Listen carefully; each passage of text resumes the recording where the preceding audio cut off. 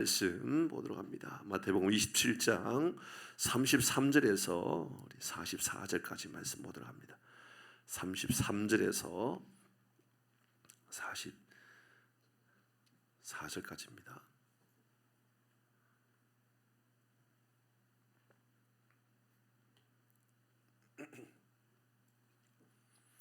우리 교독에서 읽겠습니다. 골고다 즉 해골의 곳이라는 곳에 이르러 쓸개 탄 포도주를 예수께 주어 마시게 하려 하였더니 그들이 예수를 십자가에 못 박은 후에 그 옷을 제비 뽑아 나누고 그 머리 위에 이는 유대인의 왕 예수라 쓴 죄패를 붙였더라.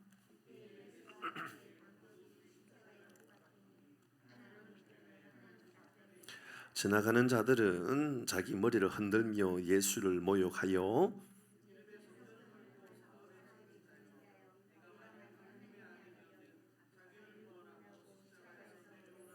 그와 같이 대제사장들도 서기관들과 장로들과 함께 희롱하여 이르되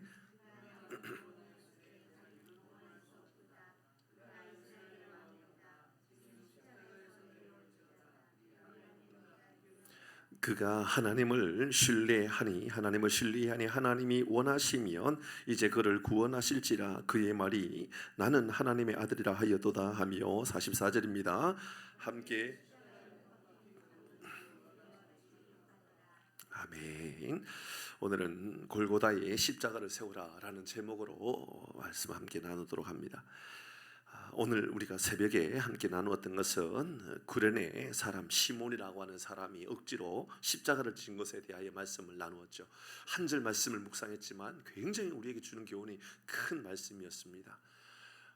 구레네 시몬, 저 리비아의, 저 아프리카의 저 한 사람이 이 예루살렘에 방문하였을 때 이 유대 이 절기였던 바로 이 유월절을 지키기 위하여 방문했을 그곳에서 자기가 원하지 않았지만 예수님의 십자가를 대신 지었던 그 사건으로 인하여 그는 예수의 사람이 되고 그의 가문이 믿음의 훌륭한 사람이 되었던 것은 곧 우리에게 억지로라도 십자가를 질 수 있느냐. 그러니까 십자가가 우리 자원하는 마음으로 지우는 것은 정말 어려운 일이고 정말 불가능한 일에 가깝다. 십자가는 우리가 억지로라도 지는 것이다. 그런 말씀을 함께 나누었습니다.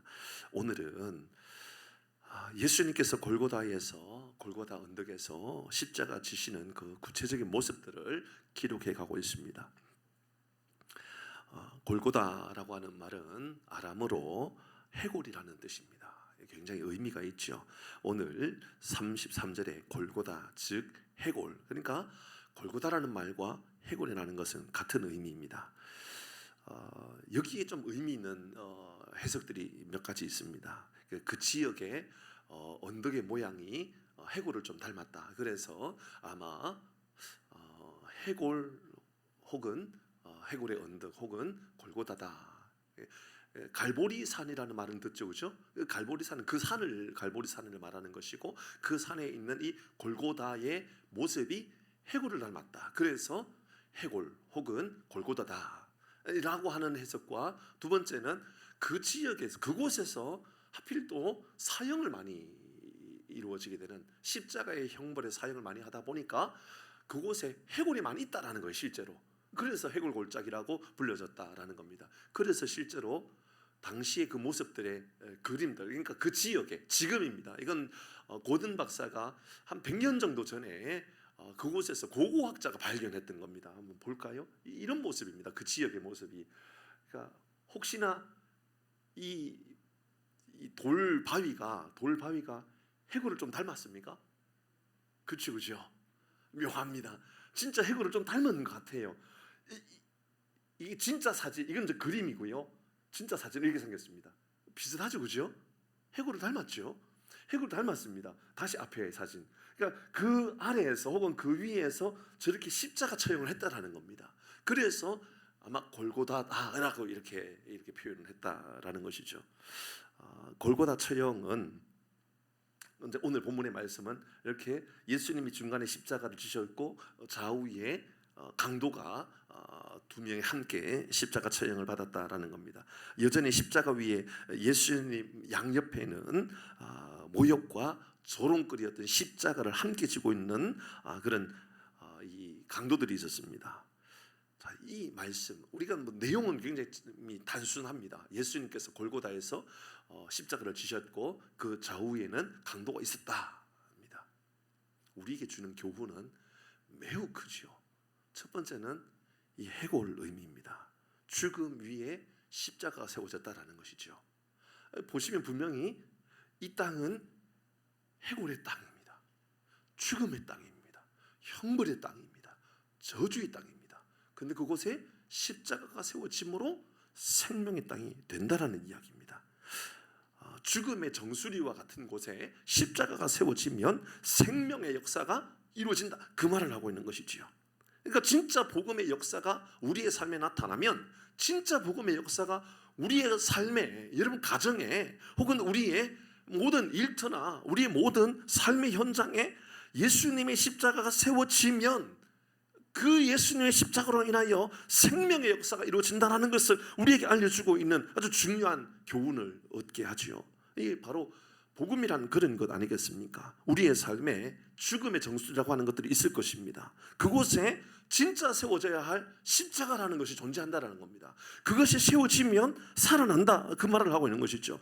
우리 삶에도 보면 여러분 죽음에 이르도록 하는 것들이 얼마나 많이 있습니까? 갈라디아서 5장 19절의 말씀에 보면 성령이 아니라 어두움의 악한 세력으로 말미암아 사망에 이르게 하는 수만 가지 모습들이 있습니다. 19절의 말씀에 보면 육체의 이런 것 분명하니 곧 음행과 더러운 것과 호색과, 20절에 우상 숭배와 주술과 원수 맺는 것과 분쟁과 시기와 분냄과 당짓는 것과 분열과 이단과, 21절 같이 합니다. 시작.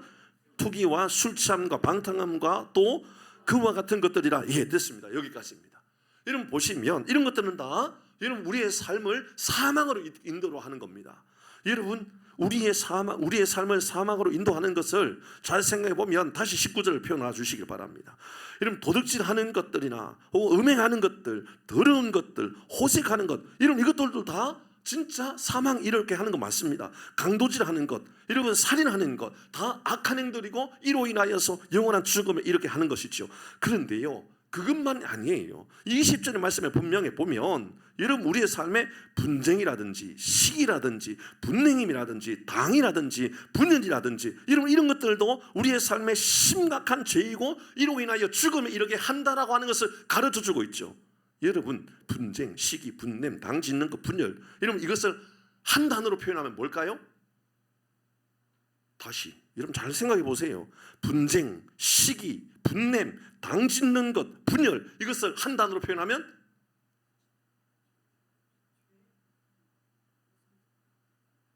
저는 이렇게 보이는데요. 미움. 소름 돋지 않습니까? 죄, 예, 맞지요. 근데 한 단어로 따지면요, 이건 미움입니다. 그냥 미우면 나타나는 현상들이에요. 사람이 미워지면요, 분쟁이 나타나고요, 시기하게 되고요, 분내고요, 당을 짓기 시작하고요, 사람을 나누고요, 분열하고요. 그리고 교회 안에 여러분 이런 일이 나타나면 미움의 역사들이 나타나고 있다, 그 말입니다. 우리 교회 안에도 미워지기 시작하면, 누군가를 미워지기 시작하면요, 이런 일이 나타나요. 다시 거꾸로 볼까요? 우리 교회 안에 만약에요 분열이 나타나고요, 당을 짓고요, 분을 내고요, 시기하고요, 분쟁하고요, 이런 일이 있어요. 그 원인은 뭐라고요? 미움 때문이라고요. 이게 우리를 죽인다 그 말입니다. 교회를 죽인다 그 말입니다. 뿌리에 남아있는 것은요, 여러분 미움 때문입니다. 여러분 목사가 미워지지 않기를 바랍니다. 빨리 아멘 하세요. 아멘 하셔야 될 일이에요. 여러분 장로님이 미워지지 않기를 바랍니다. 권사님들이 미워지지 않기를 바랍니다. 저희 아내도 해야죠. 사모가 미워지지 않기를 바랍니다. 제일 크네. 뭐지? 평소에 미움이 있었나? 뭐라고요? 좋아서요? 아닌 것 같아요. 여러분 그 원인을 돌아보십시오. 여러분 가정 안에요 미움이 나타나면 어떤 일이 생기죠? 당을 짓습니다. 시기합니다. 분을 냅니다. 여러분 근데 미움이 바뀌어져서 미움이 아니라 선한 마음, 좋은 마음이 들면 여러분 분을 낼 일도요 이해하고 넓은 마음으로 받아줍니다. 동의됩니까? 동의되지요. 여러분 정말 좋은 사랑하는 마음이 생기면요, 여러분 그 마음 때문에 화날 일이 있어도 화를 내는 것이 아니라 연합을 이루게 된단 말이죠. 도와주게 된단 말이죠. 연약함을 보게 되는 겁니다. 나의 연약함을 보게 되고 상대방의 연약함을 보게 되는 겁니다. 저는 이 말씀을 묵상하는데요 소름 돋았어요. 우리의 삶이 꼭 이렇다라는 거죠. 꼭 우리 교회만 그런 게 아니고요, 한국 교회도 마찬가지고요, 가정도 마찬가지고요, 우리 사회도 마찬가지예요. 여러분 저 정치권을 보십시오. 여러분 정치권이요 당을 지어요 안 지어요? 분쟁해요 안 해요? 분열해요 안 해요? 원인은요 잘 돌아보면요 미움이 있어요. 미움이. 그 미움이 막 나타난단 말이에요. 이게요 그곳에만 있는 게 아니에요. 회사 안에서도 그래요. 여러분 직장 회사 안에서도 보면요 회사에 끼리끼리 놀아요 안 놀아요? 놀잖아요. 이 형제들도요 많은 형제들끼리요 끼리끼리 노는 형제들도 있다고요. 이게 어떻게 해야 되나? 어떤 문제인가? 우리의 삶에는 이거 어떻게 적용해야 되나? 정말 깊이 생각하게 하는 겁니다. 여러분 혹시 누군가가 미워지거든, 혹시나 이웃이 미워지고 성도가 미워지고 관계 속에서 미워지기 시작하고 있다 그러면 지금 내가 해야 될 것은 화해하고 뭐하고 다 중요하지만 진짜 중요한 게 있어요. 십자가를 세우는 일입니다. 복음으로 돌아가는 겁니다. 복음으로 돌아간다는 말씀 무슨 말이죠? 나를 위하여 십자가에 돌아가신 예수님을 생각하면서 내가 예수님께서 내게 가르쳐 주신 삶을 살아가는 겁니다. 원수까지도 사랑하라 하셨던 예수님, 원수를 향하여서 우리가 그를 위하여 중보하고 기도하라고 하셨던 예수님의 말씀을 다시 내 마음 안에 새기는 겁니다. 요한 1서 3장 15절 같이 읽습니다. 있을 텐데 요한 1서 3장 15절 있나요? 없나요? 제가 읽어봅니다. 그 형제를 미워하는 자마다 이렇게 말합니다. 그 형제를 미워하는 자마다, 그 다음에 뭐라고 쓰여 있을까요? 맞습니다. 살인하는 자니. 그 미움 자체가요 살인을 일으킨다고요. 살인하는 자마다 영생이 그 속에 거하지 아니하는 것을 너희가 아는 바라. 만만치 않죠? 심각하지 않습니까? 미움은 살인을 만들고 살인은 영생의 자리에 서지 못하게 한다는 것을 그대로 알려주고 있는 것이지요. 그러므로 우리의 삶의 가장 치명적인 문제는요 바로 우리의 죽음의 자리에 있는 그곳에 십자가를 세우지 못하고 있는 겁니다. 이런 기가 막힌 표현입니다. 저는 이 말씀을 묵상하면서 야 기가 막히다. 어떻게 이 성경은 다른 곳에 십자가를 세운 것이 아니라 골고다라고 하는 곳에 십자가를 세웠을까? 해골이라고 하는 곳에 십자가를 세웠을까? 죽음이라고 하는 곳에 십자가를 세웠을까라고 하는 것을 묵상하게 되더라고요. 여러분 다시 죽음이 생명으로 살아나기를 원한다면 그곳에 십자가 복음이 온전히 세워지기를 바랍니다. 내가 십자가에 바로 세워지고요, 우리의 심령 다 주님께 있는 것이니 십자가를 내가 지어야 되겠다라고 하는, 그래서 오늘 새벽의 말씀을 묵상 그대로 구레네인 시몬이 억지로라도 십자가를 지었을 때 그의 가문에 영광이 나타났던 것처럼 우리의 삶에도요 억지로라도 내가 십자가를 지어야 되겠다고 십자가를 세워야 되겠다라고 그렇게 고백하면요 하나님 살리시겠다, 그 말을 우리에게 알려주고 있는 것 아니겠습니까? 미움 위에 십자가를 세우시고요, 음행 위에 십자가를 세우시고요, 더러움 위에 십자가를 세우시고요, 우상 숭배 위에 십자가를 세우시고요, 술 취함 위에, 방탕 위에, 투기 위에, 여러분 우리의 삶의 분쟁 위에, 시기 위에, 분냄 위에 여러분 우리의 십자가를 세울 수 있기를 주의 이름으로 축복합니다. 우리에게 죽어가게 만들어버리는 것들이 무엇입니까? 여러분 우리를 죽음의 자리로 이끌어가는 것이 무엇입니까? 혹시 우리의 마음 아닌가요? 우리의 생각 아닌가요? 우리의 입술 아닌가요? 그곳에요 십자가의 복음을 여러분 세우셔야 됩니다. 십자가를 노래하시고 십자가를 닮아가는 것입니다.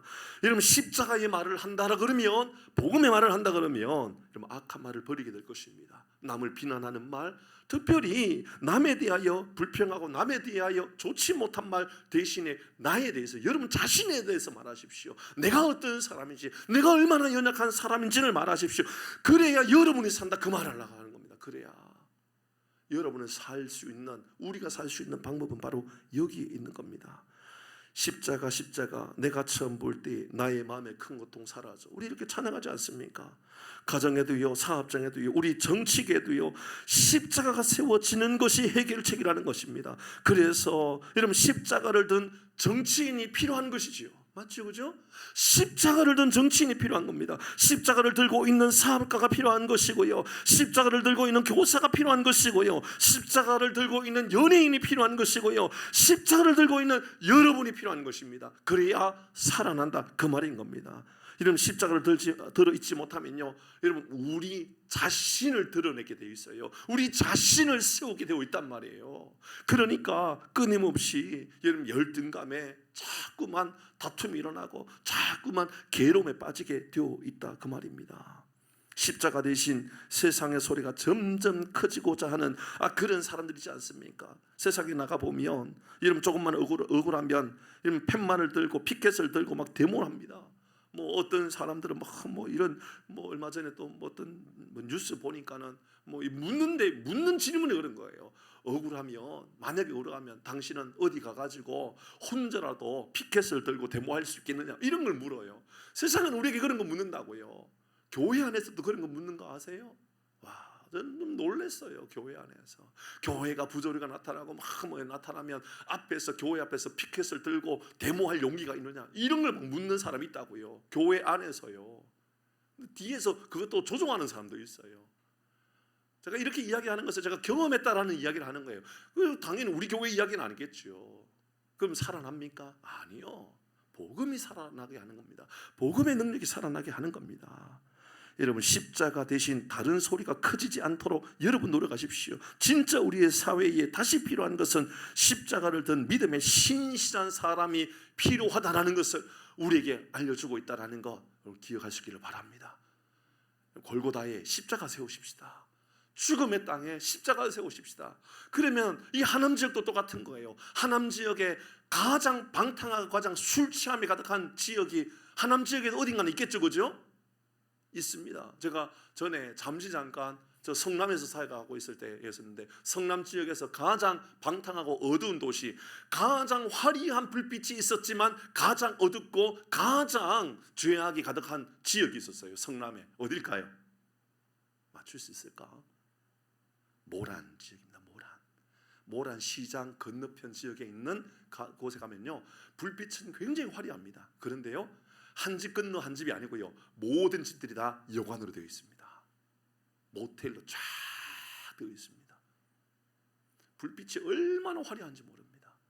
화려한 불빛 아래 사망의 길을 걸어가고 있는 거예요.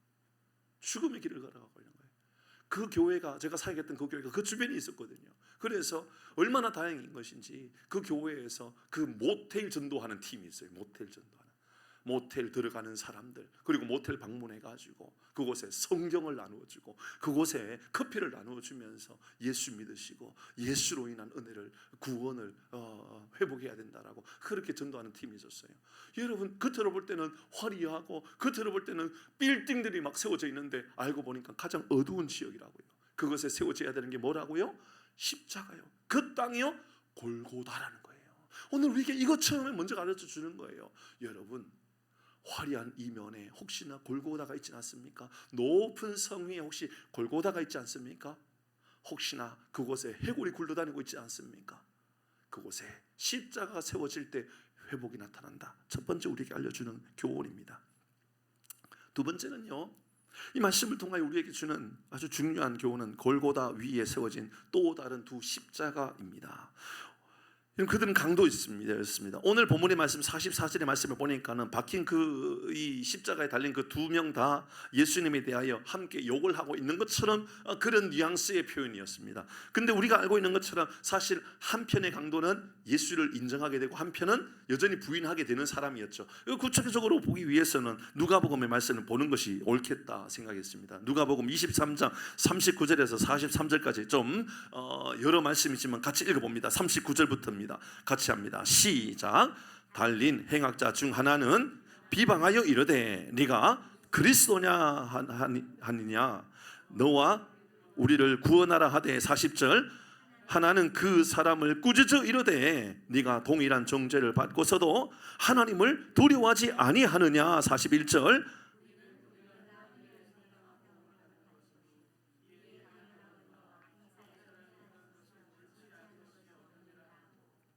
42절입니다. 시작. 이르되 예수여 당신의 나라에 임하실 때에 나를 기억하소서 하니 43절 예수께서 이르시되 내가 진실로 내게 이르노니 오늘 내가 나와 함께 낙원에 있으리라 하시니라. 아멘. 이런 말씀을 보니까 한편 강도는 이러면 그렇게 여전히 예수님에 대하여 비방하고 있어요. 그런데 다른 한편에 있는 40절의 말씀에 보니까 다른 한편에 있는 사람은 그 비난하는 그 사람을 향하여서 네가 정죄를 받고서도 하나님을 두려워하지 않느냐, 네가 그런 이 사형의 판결을 받고서도 넌 두렵지도 않느냐라고 그렇게 말을 합니다. 그리고 41절의 말씀을 보니까 그 네가 행한 모든 일로 인하여 보응을 받게 될 것이다. 그것은 당연한 일이다. 이렇게 이야기하죠. 여러분 이것은 뉘우침입니다. 맞죠? 뉘우침입니다. 우리가 뉘우침과 회개에 대한 말씀을 나누었잖아요. 그죠? 뉘우침입니다. 여기까지만 보면 뉘우침입니다. 네가 그렇게 해서 네가 지은 죄가 있는데 거기에 대하여 너는 왜 반성하지 않느냐라고, 네가 그런 잘못했는 것에 대하여 왜 반성하지 않느냐라고, 여기까지는요 뉘우침 맞아요. 그런데요 42절 말씀 보니까 그는 회개의 모습을 나타냅니다. 이러면 42절 보니까는 이르되 예수의 당신의 나라에 임하실 때 나를 기억하소서. 예수 당신 안에 있을 때만 내가 영원한 생명에 임할 수 있는 겁니다. 내 삶을 회복해 주시는 분은 당신밖에 없습니다. 이렇게 믿음으로 고백하지요. 회개가 임하게 되는 겁니다. 이러면 이 두 강도의 모습 속에서 우리는 예수여 당신의 나라에 임할 때 나를 기억하소서라고 하는 이 장면이 꼭 해골골짜기에 있는 십자가를 자신의 인생에 세우고 있는 한 사람을 보게 되는 겁니다. 맞나요? 저는 그렇게 보여요. 이러면 지금 이제 예수님 옆에 양쪽에 두 강도가 있었는데 한 강도는 여전히 해골골짜기에 바로 옆에 있는 십자가를 붙잡지 않는 거예요. 예수님을 믿지 않는 거예요. 그런데 다른 한편은 뉘우침으로 끝나는 것이 아니라 그는 예수님의 십자가를 붙잡겠다라고, 예수님을 붙잡겠다라고 이야기하는 거예요. 여러분 예수님을 붙잡는 것이 십자가입니다. 예수님을 따르는 것, 예수님을 따라서 살아가겠다라고 고백하는 것이요 십자가 신앙인 겁니다. 이 모습은 곧 죽음의 골짜기, 해골 골짜기에서 십자가를 붙잡았던 이 한 강도에게 영원한 생명이 임하였다는 것을 그대로 보여주고 있는 장면으로 저는 그렇게 느껴졌습니다. 그래서 여러분 이 십자가 위에 있는 두 강도를 보면서 우리가 깨닫게 되는 것은요, 은혜구나, 은혜. 정말 은혜구나. 여러분 둘 다 악한 강도짓을 했고 둘 다 어떤 판결이 내려졌는지에 대해서 성경은 뭐 구체적인 이야기를 하지 않지만 바로 이 두 강도가 서로 이야기하고 있지 않습니까? 야, 우리가 네가 동일한 정죄를 받고서도 하나님을 두려워하지 않느냐 이렇게 말하는 것을 보면 그들이 얼마나 악하고 얼마나 못된 짓을 했는지 알고 있다 그 말입니다. 그러니 그들에게 구원의 역사가 나타난다라고 하는 것, 십자가를 붙잡고 살아간다는 것은 참 불가능한 일에 가까운 것이죠. 그런데 그냥 그대로 고통스러운 십자가로 끝날 수밖에 없었던 인생, 육신의 몸을 볼 때는 십자가에 달려서 죽는 것으로 끝나는 인생이었습니다. 고통으로 끝나는 인생이었습니다. 하지만 죽음의 순간에 여전히 손 내밀어 주시는 예수님, 여전히 잡아주시는 예수님, 여전히 품어주시는 예수님을 통하여 가장 큰 은혜, 구원의 역사를 경험하고 있는 것이지요. 전적으로 그분이 만나 주셨던 구원의 은혜를 알게 된 것입니다. 사랑하는 교회 여러분, 십자가를 붙잡고 살아가는 거요 은혜에 있는 겁니다. 은혜. 이거 내 힘으로 할 수 있는 게 아니에요. 내 힘으로 하려고 하다 보면 우리는 좌절감에 빠지게 될 겁니다. 내 힘으로 내가 십자가를 한번 붙잡아 봐야 되겠다라고 하려고 그러면요, 우리 마음에 느끼게 되는 것은 바로 그런 것 아닐까요? 야, 내가 안 되는 사람이구나, 여전히 내가 부족한 사람이구나. 어쩌면 거기 안에 끝날지도 모릅니다. 그러나 여러분, 그는 예수님 앞에 당당히 하나님 앞에 그렇게 믿음으로 고백합니다. 당신의 나라에 임할 때 나를 좀 기억해 주십시오. 여러분, 은혜를 구하는 것이지요. 사랑하는 성도 여러분, 오늘 이 밤에는 우리의 삶에 해골 골짜기와 같은 우리의 삶에 십자가를 세워주십시오. 은혜를 구할 때 하나님께서 이 은혜 가운데 역사해 주셔서 생명이 다시 살아나게 되는 놀라운 은혜가 임할 줄 믿습니다. 한 가지만 더 할까요?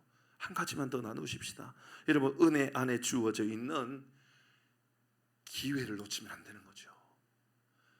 그 기회를 가볍게 여기면 안 되는 겁니다.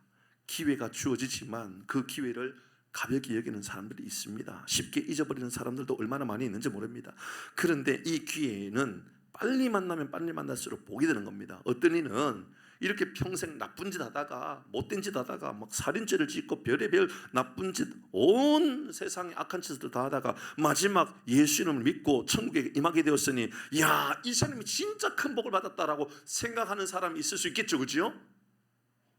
여러분도 그런 삶을 살기를 원하십니까? 세상에 오만 악한 짓 다 하다가 죽음에 이르기 직전에 주님 나를 좀 불러주셔서, 그래서 마지막 그 순간에 내가 그냥 천국에 가면 되겠습니다 라고 그렇게 기도하고 싶은 마음이 여러분 듭니까? 그렇다면 오늘 이 두 강도를 보십시오. 여러분, 천국 가는 것 오케이, 예, 너무 좋고 행복하고 좋은 것이지요. 그러나 그런 마지막 죽음의 자리가 지금 십자가의 죽음의 자리에 서 있게 되는 겁니다. 너무 고통스러운 자리에 서 있게 되는 겁니다. 여러분, 조금만 더 깊이 생각해 보면, 만약 그가 조금만 더 일찍 예수님을 만났더라면, 아니, 만약 그가 조금만 더 일찍 예수님에 대하여 받아들였다면, 그가 놀라운 이야기를 합니다. 이런저런 이야기를 통하여서 여러분, 한편 강도가 당신의 나라에 임할 때에 라고 말하는 것을 보면, 그가 죽으시고 사흘 만에 부활하시고 나서 하나님의 나라가 그들 가운데 세워지는 것에 대하여 이 사람이 지금 이해하고 있다는 말이죠, 그렇죠? 받아들이고 있다는 겁니다. 그러니까는 갑자기 십자가에서 갑자기 은혜가 나타나고 갑자기 막 믿음이 생겨가지고, 그게 아니라 이미 하나님의 나라에 대한 소문이나 이미 하나님의 나라의 영광에 대하여 알고 있는 상황인 것이죠. 그러나 회개는 십자가 위에서 회개하고 있는 겁니다. 결단을 지금 기회가 주어졌음에도 불구하고 마지막 그 순간까지 그는 회개하지 못하고 있다가 십자가 위에서 고작 이제 그는 회개하게 되었던 겁니다. 저는 이 말씀을 생각해 보면서 그런 생각이 들었어요. 여러분, 평생 이렇게 세상에서 고통받고 어려움을 당하다가 마지막에, 여러분, 마지막에 그렇게 회개하고 마지막에 그렇게 돌아서면, 야, 이게 큰 복이다, 정말 그렇게 생각합니까? 여러분, 진짜 복은 이런 거 아닐까요? 평생 주와 함께 동행하고 평생 주의 은혜를 누리다가 평생 주님께서 주시는 복된 삶을 살아가다가, 그게 물질이든 우리의 영혼이든 건강이든 우리의 삶의 모든 영역에 평생 하나님께서 나와 함께 주시는 은혜를 누리다가 그렇게 존귀하게 이 땅에서 쓰임받다가 주님께서 우리를 불러주시면 얼마나 좋을까. 사랑하는 교회 여러분, 악한 짓 하다가 마지막 날 주님께서 나를 불러주시는 것이 아니라 이 땅에서 위대하고 존귀하게 쓰임받다가 주님께서 나를 불러주시는 복을 큰 복으로 누릴 수 있기를 주의 이름으로 축복합니다. 이거 얼마나 중요한 일인지 모르는 거지요. 하나님이 주셨던 은혜, 기회들, 여러분, 이것을 존귀하게 사용할 수 있는 여러분 그런 환경들을 하나님께서 우리에게 충분히 주신다라는 겁니다. 매 순간마다 항상 하나님께서 우리에게 귀하고 복된 것들을 만들어가 주시는 분이라는 겁니다. 그러면 인생에 가장 귀한 기회가 있습니다. 그것은요, 예수님을 받아들이는 것입니다. 예수님이 내게 오시고 내 마음의 문을 내가 여는 그 순간, 기회를 내가 받아들이는 겁니다. 하나님께서 내게 오셨습니다. 기회를 여는 것은 이제 내가 여는 겁니다. 문을 여는 건 내가 하는 것이지요. 물론 이 문을 열도록 하나님 은혜를 주시는 것이지요. 은혜를 주셨습니다. 근데도 은혜를 주셨음에도 불구하고 문을 열지 않는 사람이 너무 많다라는 거예요. 어쩌면 오늘 이 밤에 우리가 찬양할 때 찬양하고, 기도할 때 기도하고, 말씀을 들을 때 말씀을 들어야만 하는 것이 우리에게 복이고, 또 끝나고 나면 기도할 때 열심히 기도해야만 함에도 불구하고 그런 삶에 그런 시간에 집중하지 못한다면 여러분 이것 또한 어쩌면 우리가 하나님께서 우리에게 주신 기회를 내가 열지 못하고 있는 그런 것도 아닐까라는 생각도 우리는 해보게 되는 겁니다. 요한복음 1장 12절 같이 읽어봅니다. 시작. 영접하는 자 곧 그 이름을 믿는 자에게는 하나님의 자녀가 되는 권세를 주셨다. 여러분 영접하는 것은 내가 받아들이는 순간을 말하는 겁니다. 영접 기도를 한다는 것은 하나님께서 내게 오셨습니다. 나를 만나 주신 겁니다. 그 다음에 내가 해야 될 일이 있다는 거예요. 그건 뭐냐 하면 내 마음을 여는 거예요. 영접은 내 마음을 여는 겁니다. 여기까지 하나님께서 오셨으니까 이제 내 삶을 여는 겁니다. 이거 잘 표현하고 있는 것 있지 않습니까? 바로 요한계시록에 나오는 뜨뜻미지근한 신앙을 가졌던 교회 라오디게아 교회입니다. 죄에 대하여 둔감하고 은혜에 대하여 간절함이 없었던 이 라오디게아 교회라고 예수님께서 분명하게 이렇게 가르쳐주잖아요. 같이 읽어봅니다. 요한계시록 3장 20절 시작. 볼지어다 내가 문 밖에 서서 두드리노니 누구든지 내 음성을 듣고 문을 열면 내가 그에게로 들어가 그와 더불어 먹고 그는 나와 더불어 먹으리라. 여러분 순서대로 잘 헤아려 보십시오. 내가 문 밖에 서서 두드리노니 누가 하는 거예요? 예수님이 내 삶에 오셔서 녹화하시는 거예요. 그리고 내가 해야 되는 것은 이에 대하여 주의 음성을 듣는 겁니다. 내가 듣는 거죠. 그리고 내가 해야 되는 것은 이렇게 등장합니다. 문을 여는 것. 내가 해야 되는 내 삶은요, 내가 은혜를 누리는 방법은요, 내 마음은 내가 열어야 되는 거예요. 맞죠? 그렇죠? 우리 모두 마찬가지인 겁니다. 여러분 이 예배 시간도 마찬가지일 거예요. 여러분 열면 은혜가 되는 것이고요, 닫으면요 이게 큰 고통이 되는 거예요. 전에 말씀을 드렸나요? 제가 이 한남교회 사역할 때 어느 한 장로님께서 저희 교구 장로님인데 저는 참 마음이 아팠었어요. 왜냐하면 제가 맡았던 장로님들이 그 교회 담임 목사님한테 다 인정받고 가장 사랑을 많이 받는 그런 장로님들이 다 되었으면 좋겠는데, 한 장로님이 어느 날 저에게 다가와서 하는 이야기가, 목사님, 담임 목사님 우리의 영적인 아버지 맞습니까? 이렇게 묻는 거예요. 그 말은 인정하고 싶다, 하기 싫다. 인정하기 싫다지요. 말씀을 받아들일 마음의 준비가 안 돼 있는 거지요. 근데 제 마음이 너무 속상한 거예요. 그래서 그 장로님께 말씀드렸어요. 장로님, 저는요 제가 목사지만 제가 사역했던 교회들 돌아보면 저보다 서너 살 많았던 담임 목사님도 있었지만 제 마음에 항상요 제가 섬겼던 제가 사역했던 목사님을 향하여 제가 영적인 아버지다라는 마음을 가지고 있어요. 왜 그러냐면 그래야 내 영혼에 복이 되지 않습니까? 내 마음에 복이 되지 않습니까? 그가 얼마나 잘나고 못났고의 문제가 아니라 내가 영적인 아버지에게 말씀을 받는다라고 생각해 보면 하나님 우리가 얼마나 큰 은혜를 주실 놀라운 역사들 아닙니까? 그렇게 말씀 그대로 드렸어요, 그 장로님께. 그래서 장로님 저는 장로님이요 담임 목사님께 고개를 숙여라 말라 이런 이야기가 아니고요, 말씀을 받을 때마다 영적인 아버지에게 말씀을 받는 마음을 가지고 그렇게 서셨으면 좋겠어요. 그리고 나서요 그 장로님이 그 교회의 전도왕이 됐어요. 지난주인가 우리 만났죠, 그죠? 우연히 만났어요. 그분은 우연히 만났어요. 여기 계시는 어떤 분하고 그분 만났어요. 그분이 저를 찾아와가지고 그곳에서 그대로 이야기했어요. 그분이 들었던 분이 있을 거예요. 그분이 저한테 제 인생에 목사님 때문에 제 인생이 바뀌었다고, 고맙다고, 목사님 때문에. 그분이 부동산 하는데 저는 이제 돈 벌기 위해서 부동산 그렇게 매매하러 다니지 않아요, 목사님. 저는 이제 명함 들고 다니면서 부동산 소개가 아니고 복음을 전도하기 위해서 다닙니다. 그래서 전도하면서 사람들 만날 때 부동산 소개하는 것이 아니라 예수님을 증거한다고. 1년에 매년 거의 1, 2등은 항상 이 장로님이 전도 1등, 2등 항상 해와요. 한 가지인 것 같아요.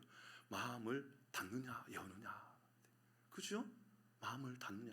제가 그렇게 말했을 때 그 장로님 마음을 확 닫아버렸으면 아마 지금 그분하고 저하고의 관계가 좋겠다 나쁘겠다? 만날 수도 없지요. 교제도 안 되고요. 근데 전혀 그렇지 않아요. 얼마나 감사한 일인지 몰라요. 여러분 오늘 예수님께서 우리에게 여러분 이 십자가의 강도의 모습을 보면서 예수님께서 이 강도를 향하여서 여러분 이 옆에 있는 강도들을 지금 손 내밀고 있는 그 장면 아닙니까? 근데 한 강도는 문을 열어요, 안 열어요? 안 열잖아요. 근데 한 강도는 어떻게 해요? 문을 열어버리는 거예요, 내 마음에. 그러면서 이렇게 말했잖아요. 당신의 나라에 임하였을 때 나를 좀 기억해달라고, 나를 기억해달라고. 그것은 마음을 열었다라는 겁니다. 사랑하는 교회 여러분, 오늘 이 밤에 우리의 마음에 문이 열려져 하나님의 역사, 하나님의 도우심의 은혜들이 우리 가운데 충만하게 임하기를 주의 이름으로 축복합니다. 말씀을 마무리합니다. 세 가지 말씀을 나누었어요. 첫 번째, 성도란 뭘까? 성도란 뭘까? 십자가를 붙들고요, 해골 골짜기 언덕 위에 생명의 나무처럼 여기는 십자가를 붙들고 서는 거예요. 그게 성도의 삶이라는 거예요. 성도의 삶이란 얼마나 복되, 얼마나 큰 부유함을 누리고 얼마나 대단한 위대한 자리를 누리고 이런 삶이 아니라, 주님, 내가 해골 골짜기 그 언덕에 십자가 붙들고 서겠습니다. 그러면 이 십자가가 볼품없고 저주 같은 십자가가 생명의 나무가 되어서 영혼을 살리게 되는 나무가 되는 줄 믿습니다. 이 말씀을 함께 나눈 거예요. 두 번째는, 두 강도를 통하여 우리는 십자가는 절대적인 하나님의 은혜로 우리를 붙잡게 하는구나 라는 것을 깨닫게 하죠. 은혜이죠, 은혜. 철저하게 은혜입니다. 세 번째는, 받을 만한 기회를, 여러분, 은혜 받을 만한 기회를 놓치지 말라라는 겁니다. 모든 시간도 마찬가지죠. 예배 시간도 마찬가지입니다.